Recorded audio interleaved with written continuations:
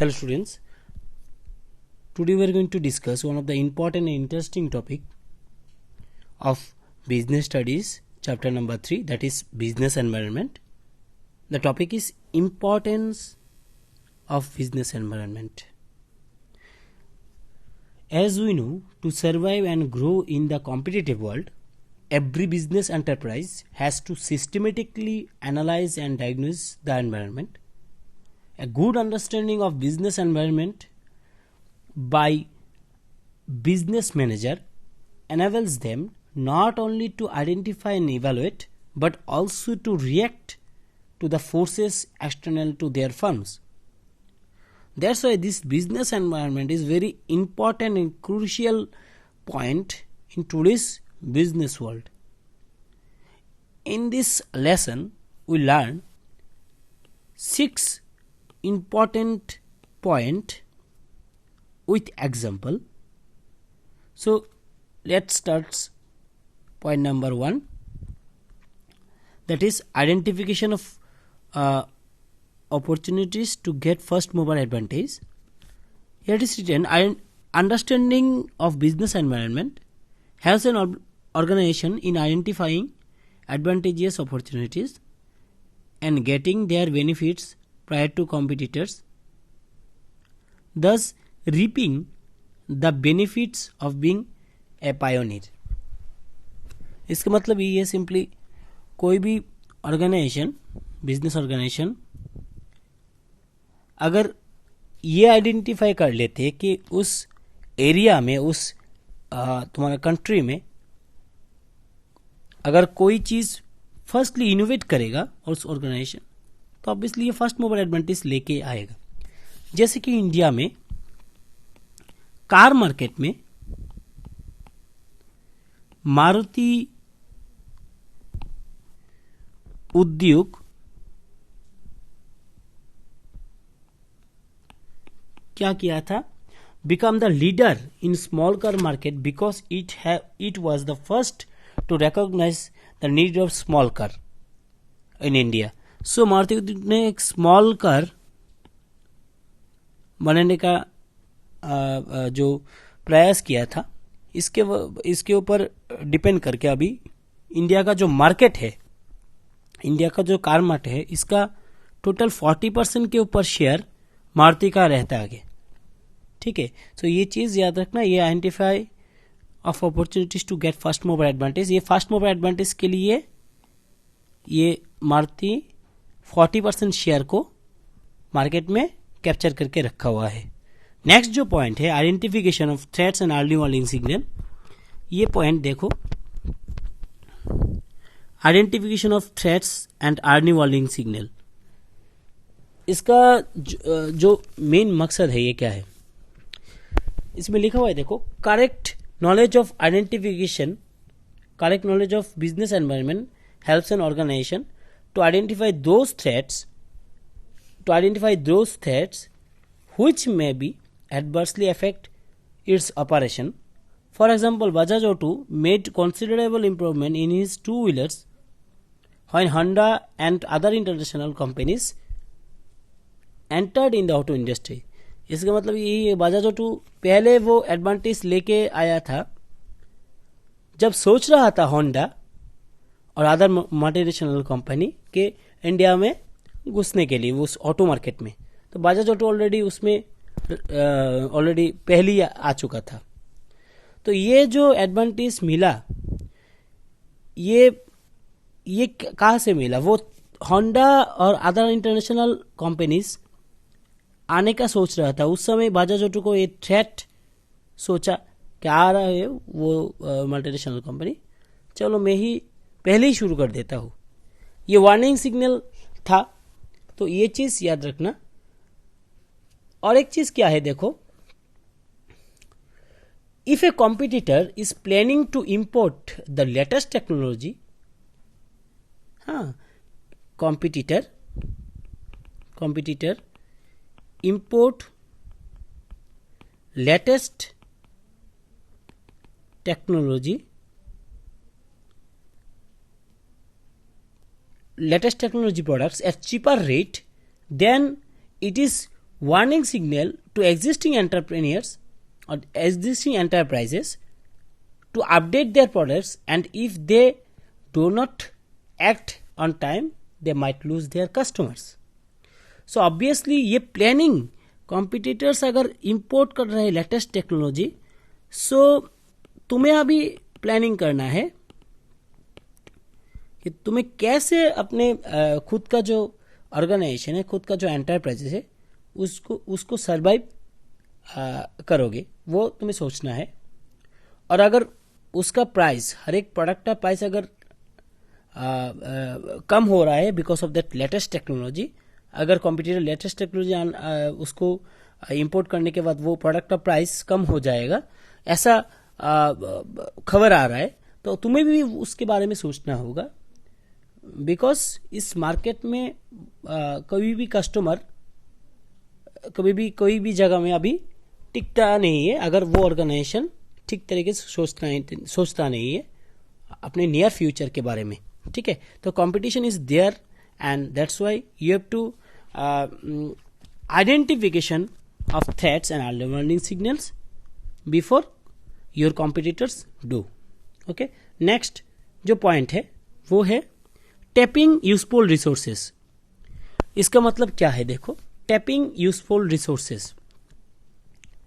सो ये जो पॉइंट है टैपिंग यूजफुल रिसोर्सेस, इसका मतलब यही है, लिखा है ये, business environment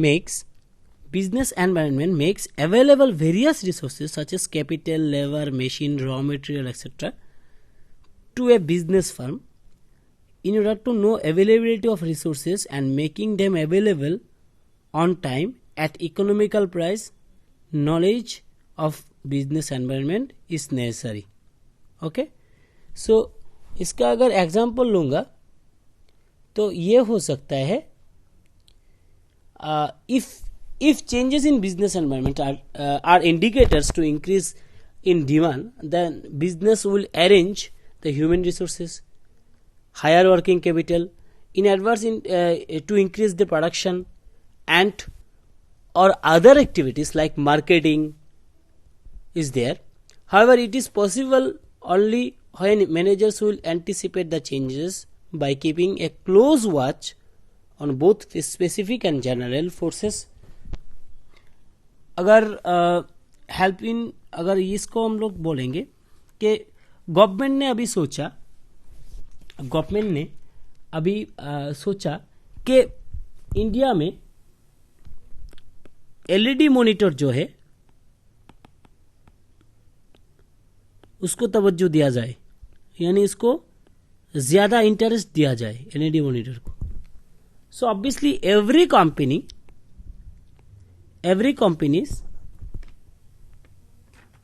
started arranging raw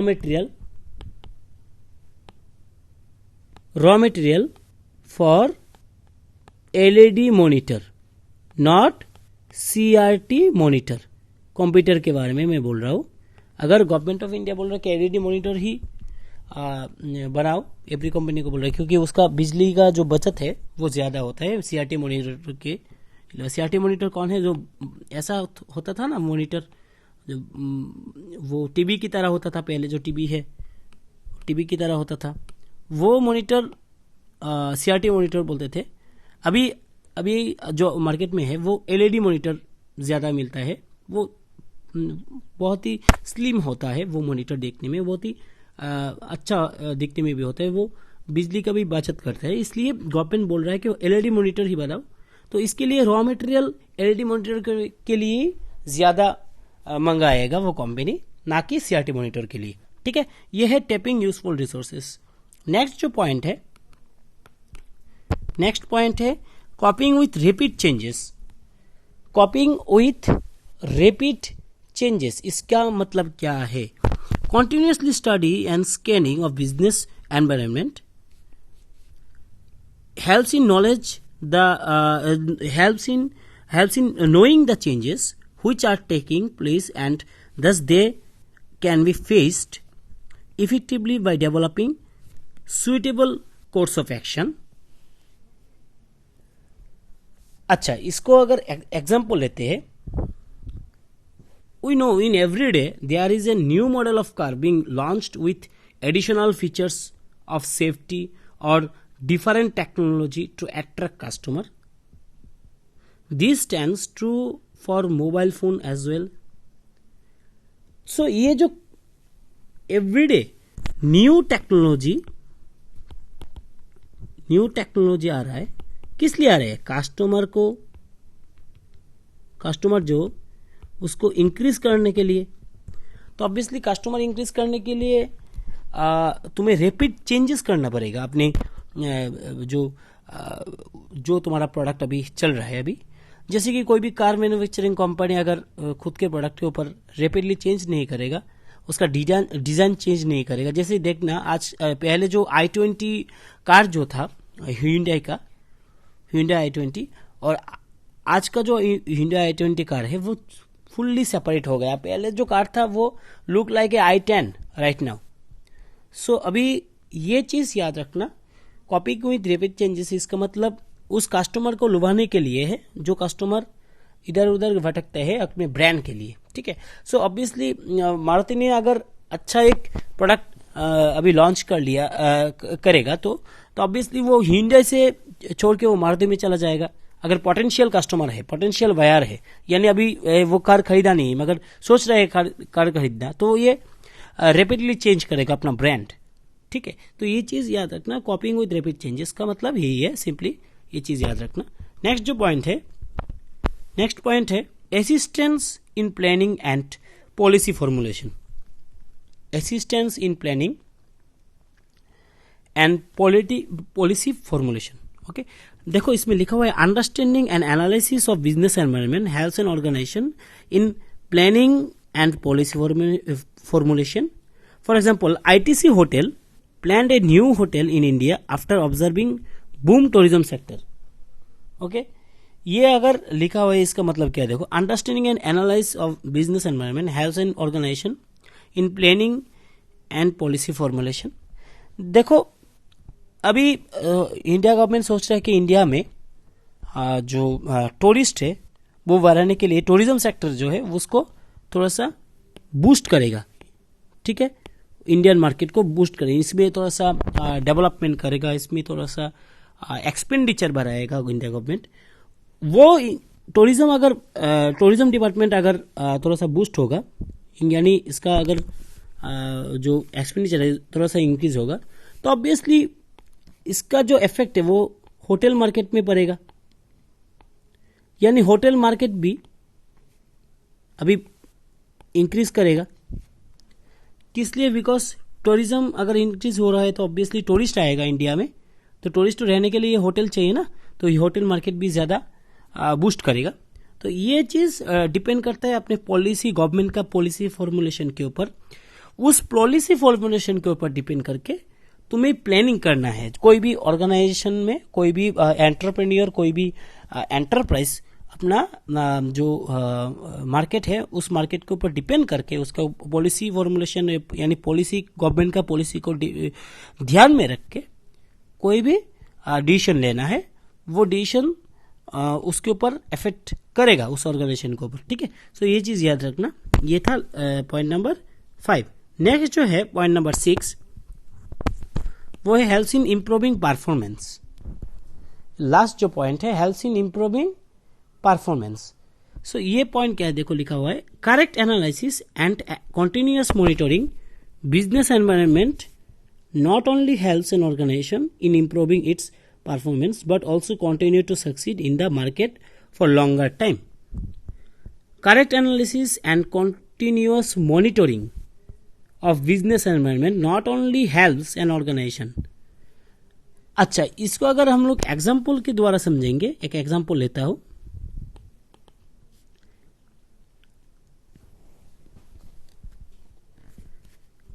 अगर कोई भी ऑर्गेनाइजेशन उसका सेल्स वॉल्यूम इंक्रीज करना है, सेल्स इंक्रीज करना है, तो उसको क्या करना पड़ेगा? न्यू टेक्नोलॉजी को यूज करना पड़ेगा. सो इसमें टेक्नोलॉजी में न्यू फीचर्स लेके आना पड़ेगा. तो ऑब्वियसली इसका इफेक्ट क्या होगा? कस्टमर इंक्रीज होगा। तो ये चीज़ याद रखना। ये जो सेल्स वॉल्यूम इंक्रीज करने का मकसद है, उसको मकसद को फुलफिल होगा कैसे? Because of that new technology, new features of that organisation, new technology and new features of that product of that organization will affect to achieve sales volume, achieves highest sales volume on that accounting year, on that calendar year। ठीक है, सो ये चीज याद रखना। Helps in improving performance का मतलब यही है। तो कैसे इम्प्रूव करेगा परफॉर्मेंस, इसको सोचना पड़ेगा। कोई भी ऑर्गेनाइजेशन को ये सोचना पड़ेगा बिजनेस एनवायरनमेंट अगर कैसा हमें वो पॉलिसी लेके आना है उस एनवायरनमेंट को, टारगेट उस एनवायरनमेंट का जो एनवायरनमेंट में जो कस्टमर्स है उसका नीड जो है, उसका जो डिमांड है, उसको फुलफिल करने के लिए क्या क्या लेके हम लोग आना चाहिए अपने प्रोडक्ट के ऊपर। ठीक है, सो ये था 6 पॉइंट जो बहुत ही इंपॉर्टेंट है। ये अच्छी तरह से पढ़ लेना और इसको रिवाइंड करके इस वीडियो को देखना अगर कोई भी पॉइंट में थोड़ा सा प्रॉब्लम है तो। ओके।